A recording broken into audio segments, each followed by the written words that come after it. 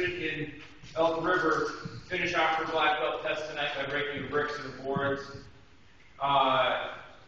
That's the most black belt students I've ever promoted in a single session. The most I've ever promoted in a single class is 4, but 6 is the most I've ever promoted in a single session.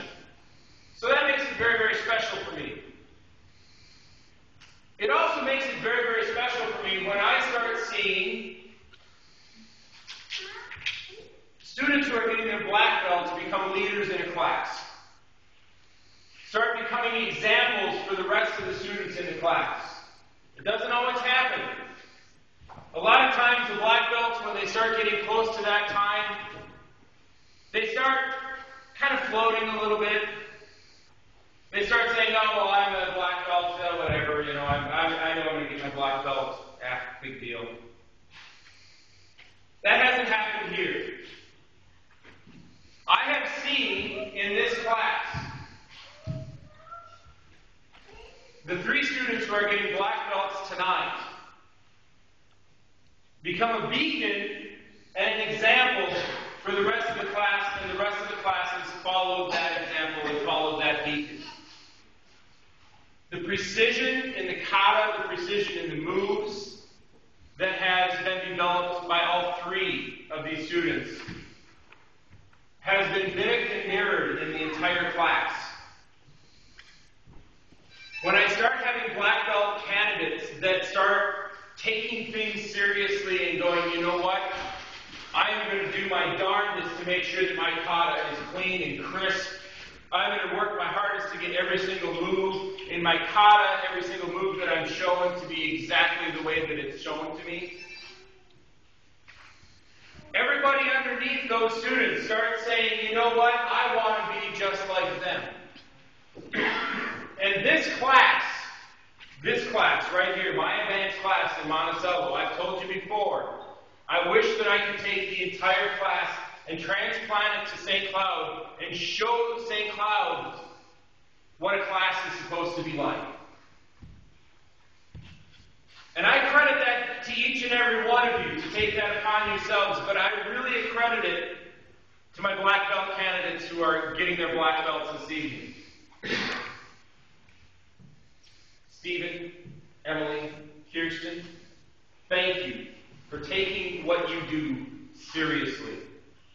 Making yourselves an example so that the rest of the class can say, hey, when I grow up, I want to be just like them. When my belt gets as old as their belts, I want to be just like them. I want to say a little bit about each and every one of the 3, as I always do. And I'm going to start with Emily, who is our most recent addition a year ago. Wasn't it a year ago that she came to the advanced class? We were trying to talk her into it a long time before that. Emily made a transformation when she came into the advanced class. Emily was a little shy, was a little timid. I could see that she knew her moves. I could see that she had her kata down. I could see that she belonged in the advanced class. But she was a little timid. She wasn't sure if she was going to fit in the advanced class. From the moment she stepped foot in the advanced class, she blossomed. She exploded like a huge firework on the 4th of July. I've told you guys before, spectacular. The crispness, the form, the internal mental attitude that I saw that she took on when she started taking classes in the advanced class was phenomenal to me. It's like somebody flipped the switch and said, hey, this is where you are, this is where you belong, this is what you do, and she did it. The Emily that we had in the beginner class is nowhere near the Emily that we have before us tonight, getting her black belt. She deserves every single bit of applause that she's going to get when she gets her black belt tonight. All of the accolades that are coming her way this evening.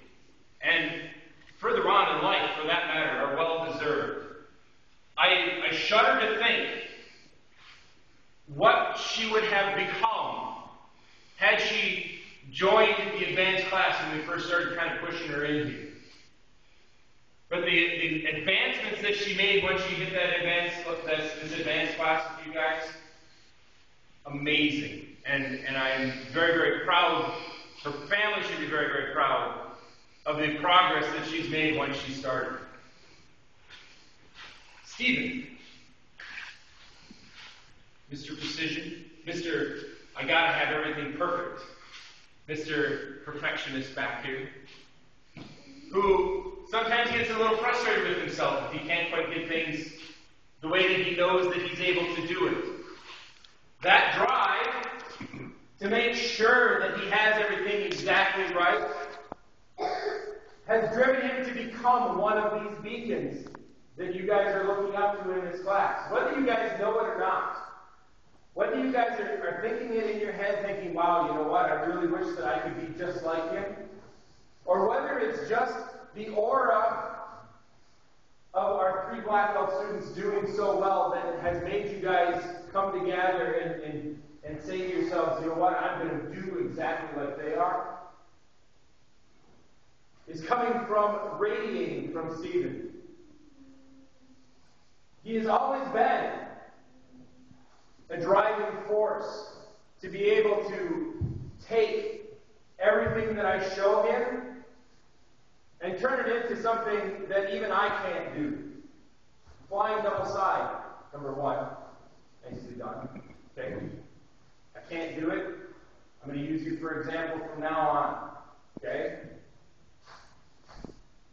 That perfection that he is striving for is rare to find. There is no such thing as perfect. You've heard it said before many, many times. But Stephen always strives for that perfection. Which brings us to Kirsten. Competition. Competition is always good in a class like this. Striving to be the best. Striving to do better than the person who's striving to be the best. Again, whether it's a conscious thing that you've come upon yourselves, or whether it's something that is just intrinsic with what's happening in this class, I can see the two of you pushing each other every single week. He did it good, I'm going to do it better. She did it good, I'm going to do it better. That little bit of competition, whether you know it or not, has driven both of you to be phenomenal martial artists. All 3 of you, the entire class, phenomenal martial artists. Kirsten has given up her time as she's been coming up through the ranks, and she has helped us out immensely in Elk River when we had 40 students in Elk River in a classroom about the size of this. I think twice as many people, half the instructors. Kirsten has taken her skill and her knowledge, and she has made herself available to come and help us out and assist us in Elk River. Seeing what she has done in Elk River makes me really, really excited to see what's going to happen to this class when she starts assisting up front up here. It makes me really, really happy to know that I'm going to have instructors. Not that I don't right now, mind you. Don't get me wrong. I'm not taking anything away from these guys up here. But to have instructors that take it upon themselves to come out and help the kids to take their legs and say, this is how your leg needs to go. To know that that's coming down the pipeline, that's 2 thumbs up and a big smile for me. Who has 2 thumbs and is happy about that? This guy. Okay? I'm super proud of all 3 of you. All 3 of you should be proud of each and every one of you. Your families should be incredibly proud and excited, not only for what's going to happen in 10 minutes from now when you're getting your black belt, but for what's going to happen from now until the time you are 95 years old and you have your own families and great-grandchildren and children and etc., etc. Your families should be proud at the people you have become. Not just in the martial arts, but in life in general.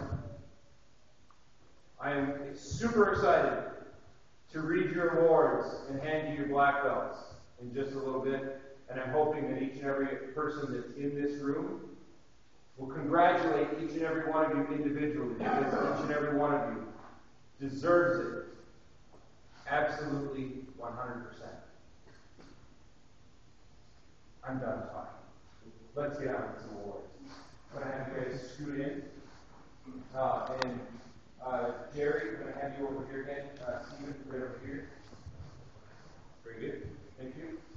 And then, you know the drill. Here we go. We're here ready for the recipients of second degree yellow belt, which is yellow belt with green stripe. Haley Luna, please come forward.